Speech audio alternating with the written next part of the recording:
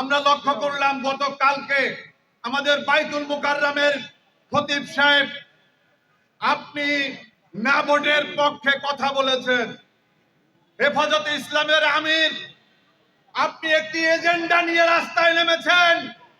আমরা জানি যে সেই 5ই মেতে আমাদের দেশপ্রেমিক যেই সমস্ত আলেম ওলামারা সেদিন শাপলা চত্বরে অবস্থান নিয়েছিল, তাদের জন্য আমরাই তো রাজপথ কাঁপিয়েছিলাম, আমরাই আন্দোলন সংগ্রাম করেছিলাম তাদেরকে গণহত্যার বিরুদ্ধে। কিন্তু আজকে হেফাজতে ইসলামের আমিরের বক্তব্য, তারা আজকে ঘোষণা দিয়েছে তারা একটা নির্দিষ্ট দলের এজেন্ডা বাস্তবায়ন করতে চায়।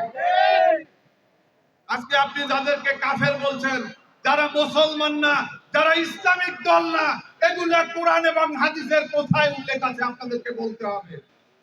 আপনারা কি বাংলাদেশে ফতোয়াবাজির এজেন্ট দিচ্ছেন নাকি? আপনারা